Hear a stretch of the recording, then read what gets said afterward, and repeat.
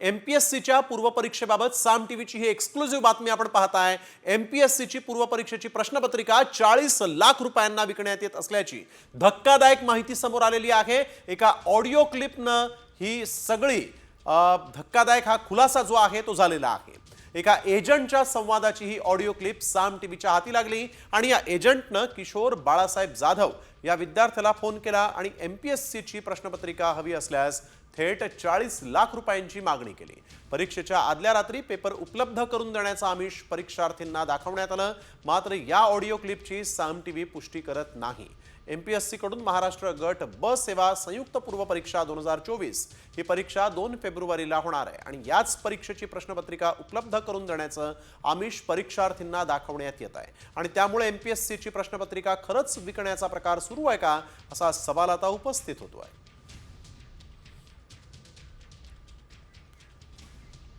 तर या audio clip मध्ये नेमकं काय म्हटलं गेलं होतं, त्या ऑडिओ क्लिप मध्ये एजंट आणि परीक्षार्थींचा काय संवाद झाला ते देखील आपण पाहूया। किशोर बाळासाहेब जाधव बोलताय? हा बोलतोय। तुम्ही फॉर्म भरला होता एमपीएससी चा? हो, कोण बोलतोय पण? तुम्ही फॉर्म वगैरे भरला होता ना? हो। नाही का? मग त्याच्यामुळे तुम्हाला असं बॅकअप वगैरे पाहिजे का असं कशाचा? पेपरचं वगैरे?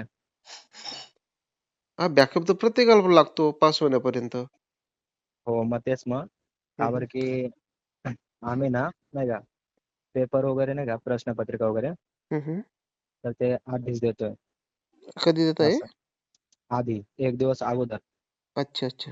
हा, पण त्याची फीस वगैरे तुम्हाला सांगतो आम्ही नाही का, हा हा। 35 ते 40 लाख आहे असे। अच्छा। 1 दिवस अगोदरच पेपर भेटून जाईल। हा हा। हा, असं आहे। मग तुम्ही इच्छुक आहात का नाही ते आम्हाला सांगा। तर याच एमपीएससीच्या विद्यार्थ्यांसोबत यावेळेस साम टीव्हीनं बातचीत केली, त्यांनी नेमकं काय म्हटलंय पाहूया। गैरप्रकार कुठल्या ना कुठल्या परीक्षेत घडतात। गेल्या वेळच्या परीक्षामध्ये गेल्या वर्षी काय झालं होतं, हॉल तिकीटच लीक झाले होते। ह्या वर्षी आता परीक्षा 2 दिवसावर आली आणि आता कोणतरी असं गैरप्रकार हे करत आहे। का असं षडयंत्र रचलं जात आहे, खरंच ह्याचा काय प्रकार आहे हा जनतेसमोर आला पाहिजे, सर्वसमस्यांत आलं पाहिजे। ह्या पाठीमागे कोण आहे हे शोधलं पाहिजे। हे एक्झामच्या अगोदर 2 दिवस का करतायत, ह्यांचा काय हेतू आहे का खरंच पेपर फुटला आहे, ह्या गोष्टीची आयोगानं आणि पोलिसांनी सुद्धा शहानिशा केली पाहिजे आणि जोपर्यंत शहानिशा होत नाही तोपर्यंत आयोगाने पेपर घेऊ नये। पालक म्हणून मी एवढंच सांगेल की विद्यार्थ्यांमध्ये संभ्रम निर्माण करू नका। हे जे काय कॉल करून जे तुम्ही विद्यार्थ्यांना फसवण्याचा प्रकार करताय, हे काय प्रकार असे घडून देऊ नका, एवढी माझी विनंती आहे। जर अशा प्रकारे जर एमपीएससीचा पेपर फुटत असेल आणि हे जर खरं असेल तर लाखो विद्यार्थ्यांचं भविष्य अंधकारमय झालंय। लवकरात लवकर एमपीएससी आयोग असेल, पोलीस प्रशासन असेल यांनी दखल घेणं गरजेचं आहे व या प्रकाराची चौकशी करणं गरजेचं आहे। ह्या मागे नेमकं कोण आहे? 4-4 वर्षे पोरं अभ्यास करतात। ह्या गोरगरीब पोरांचं कोणतं मालक किंवा कोणतं पालक तत्व घेतलं पाहिजे, कारण ही पोरं आता अंधारमय झालं आहे। कारण सगळ्या सोशल प्रत्येकाच्या मोबाईलवर आहे की बाबा तुम्ही 40 लाख रुपये द्या, हा PSI, हा STI, हा ESO, हा सब रजिस्टर। हे कुठेतरी चुकीचा प्रकार आहे, ह्याच्या मागची SIT चौकशी केली पाहिजे आणि कोण दोषी आहे त्याच्यावर कडक कारवाई केली पाहिजे आणि हा चुकीचा संदेश पुसला पाहिजे।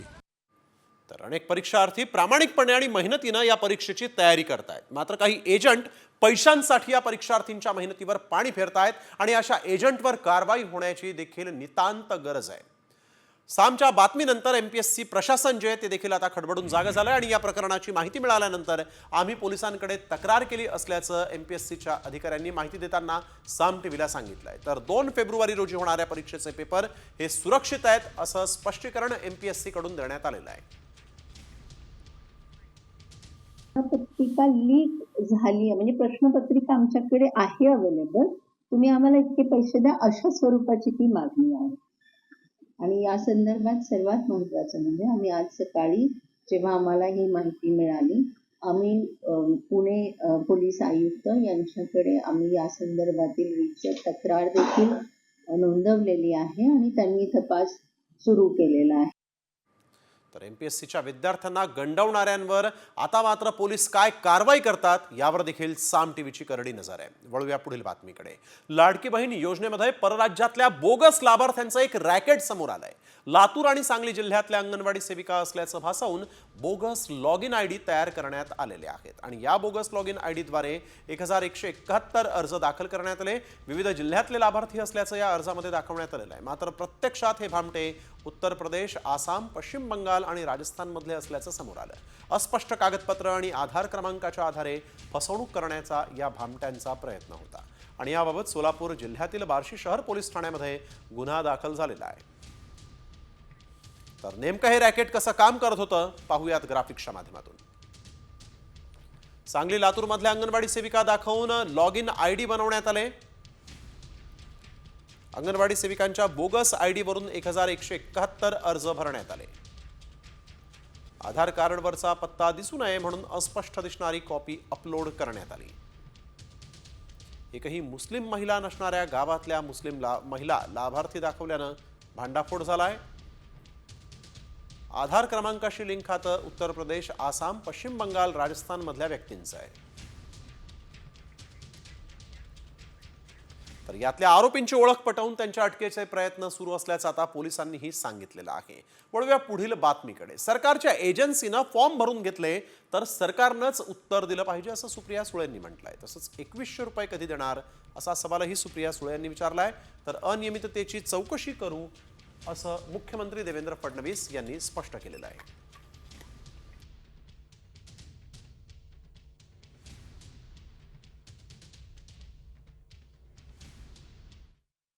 मला असं वाटतं की जेव्हा इलेक्शनच्या आधी ज्या पद्धतीने एजन्सी, कुठल्या एजन्सीनी फॉर्म भरून घेतले? सरकारच्याच एजन्सी ना. जर सरकारच्याच एजन्सीनी फॉर्म भरून घेतले तर उत्तर सरकारने दिलं पाहिजे या सगळ्याचं. त्या योजनेचं काय आहे, कधी 2100 रुपये देणार आहेत? 2100 रुपये तर या महिन्यापासून यायला पाहिजे होते, जानेवारीपासून. का 2100 रुपये येत नाहीयेत? आणि आता ज्या सरकारनीच फॉर्म भरून दिले, अधिकाऱ्यांनी एवढे मोठे करोडो रुपये खर्च करून एवढे मोठे कार्यक्रम केले, राखी बांधून घेतली सगळ्यांकडून, त्याचा पुढे काय झालं? मग हे परत घेण्यासाठी तुम्ही हे कार्यक्रम घेतले? याचं उत्तर सरकारला द्यावं लागेल. काही अनियमितता या निश्चितपणे याच्यामध्ये झालेल्या आहेत असं लक्षात येत आहे. म्हणूनच आमच्या ज्या महिला व बालविकास मंत्री आहे अदितीताई तटकरे यांनी या संदर्भात सांगितलं की अशा ज्या अनियमितता आहेत त्याची आम्ही चौकशी करतो आहोत. ज्या अनियमितता बाहेर येतील त्याच्यावर कारवाई देखील आम्ही करू आणि त्यासोबत त्यांना या यादीतनं बाहेर देखील काढू. आणि आता पाहूयात इतरही महत्त्वाच्या बातम्या न्यूज पॉइंट 20 मध्ये. धनंजय मुंडे आमच्या मंत्रिमंडळातील मंत्री आहेत, आम्हाला भेटण्याची चोरी नाही, आम्ही कधीही भेटू शकतो असं म्हणत मुख्यमंत्री देवेंद्र फडणवीसांनी धनंजय मुंडेंच्या संदर्भातली आपली भूमिका स्पष्ट केली आहे.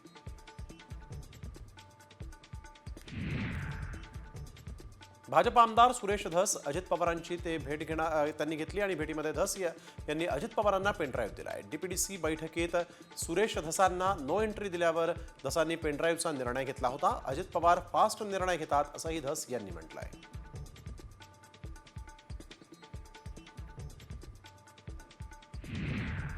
बीडमध्ये वाल्मिक कराडवर गंभीर गुन्ह्यांची नोंद आहे, मात्र तरीही त्याला वाईन शॉपचा परवाना मिळाला. तसंच केज नगर पंचायतीनं त्याला वाईन शॉपसाठी 4च दिवसात ना हरकत प्रमाणपत्र सुद्धा दिलेलं आहे.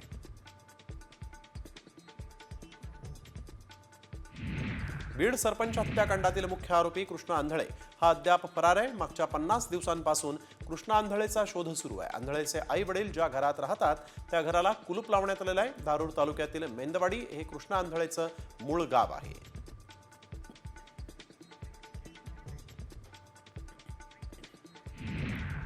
पुण्यामध्ये ठाकरेंची शिवसेना पाण्यासाठी आक्रमक झाल्याचं पाहायला मिळालं. ठाकरेंच्या शिवसेनेनं पुण्यातील भवानी पेठ क्षेत्रीय कार्यालयावर हंडा मोर्चा काढला. यावेळेस आक्रमक झालेल्या ठाकरेंच्या कार्यकर्त्यांनी आणि महिला आंदोलकांनी या कार्यालयामध्ये हंडे फेकत जोरदार घोषणाबाजी केली. कार्यालयाचा गेट तोडण्याचा देखील आंदोलकांनी प्रयत्न केला आणि यावेळेस कार्यालयात घुसत ठाकरेंच्या कार्यकर्त्यांनी जोरदार घोषणाबाजी केली. अधिकारी आणि ठेकेदार यांच्या वादामुळे नागरिकांना पाणी मिळत नसल्याचा ठाकरेंच्या सेनेचा आरोप आहे.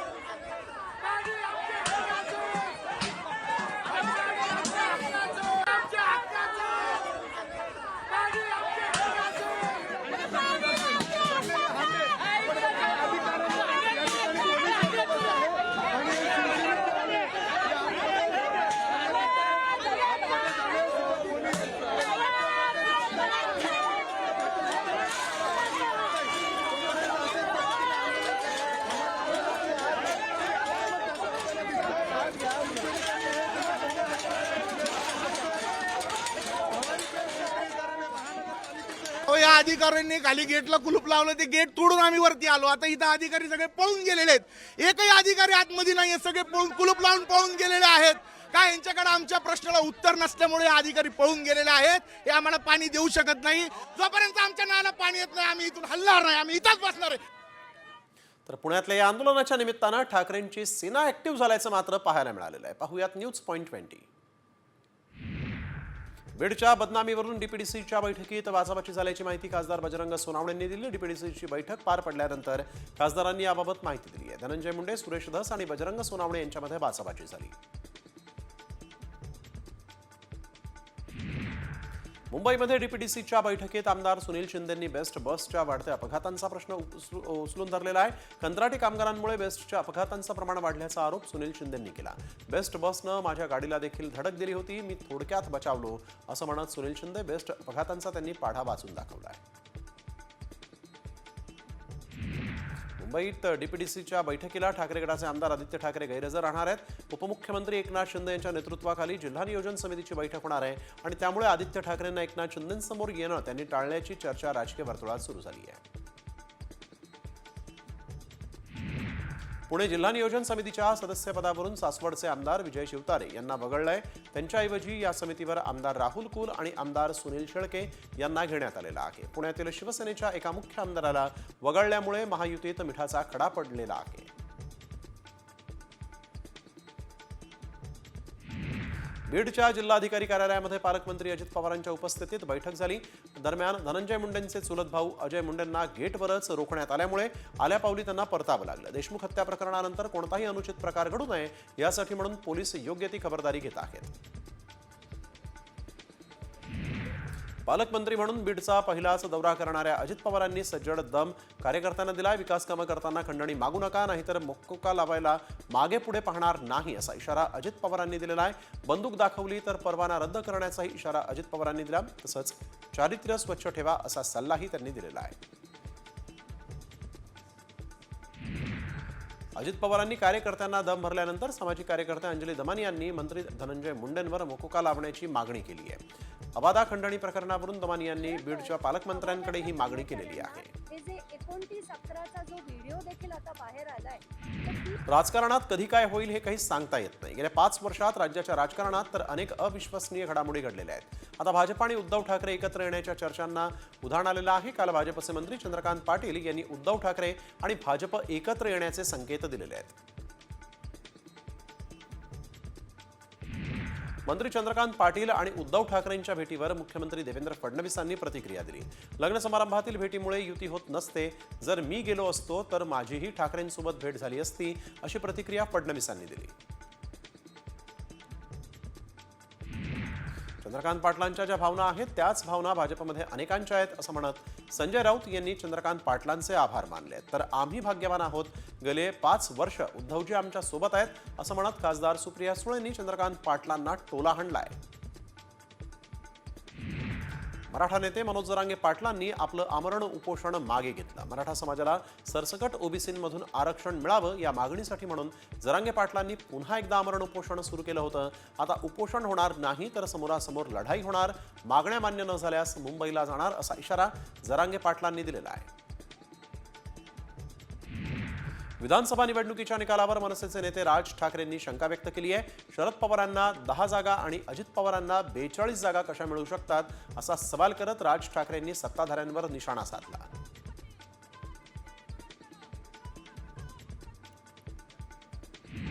अजित पवार गटातील 8 जणांवर निलंबनाची कारवाई करण्यात आलेली आहे. पुणे जिल्हा परिषदेचे माजी सभापती आणि पुणे जिल्हा राष्ट्रवादी युवक काँग्रेस अध्यक्षांना निलंबित करण्यात आलेलं आहे.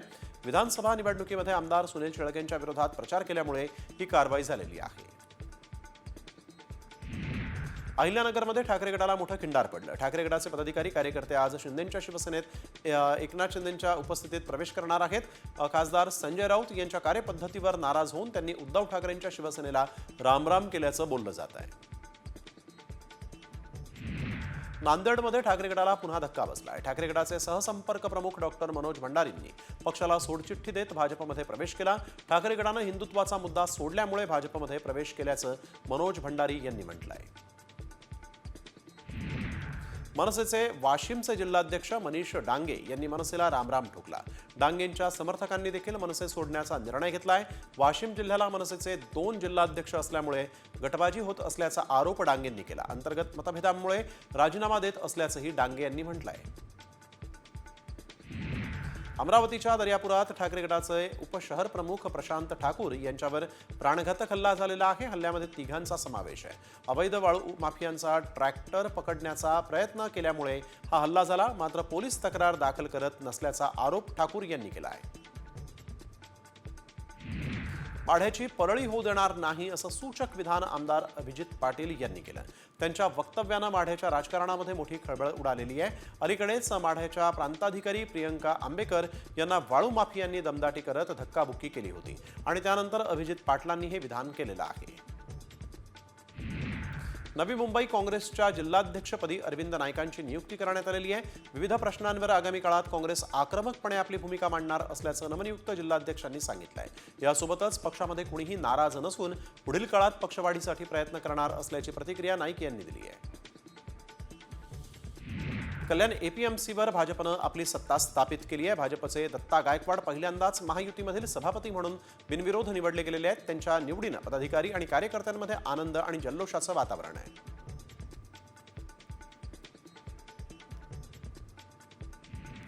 वैभववाडीमध्ये भाजप आणि महाविकास आघाडीच्या मध्ये शहरातील विकास कामांवरून वाद झालेला आहे.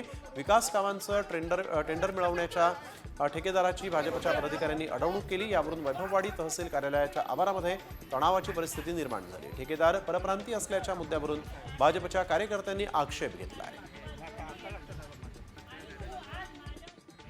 छावा चित्रपटातील लेझिम डान्सला मनसेचे नेते राज ठाकरेंनी समर्थन दर्शवलंय. संभाजीराजेंनी कधीतरी लेझिम हाती घेतलं असेल ना असं म्हणत राज ठाकरेंनी छावा चित्रपटातील लेझिम डान्सचं समर्थन केलेलं आहे. कदाचित गांधीजी दांडिया खेळताना दाखवावं असंही दिग्दर्शकांच्या मनात आलं असावं असंही राज ठाकरे यांनी म्हटलंय.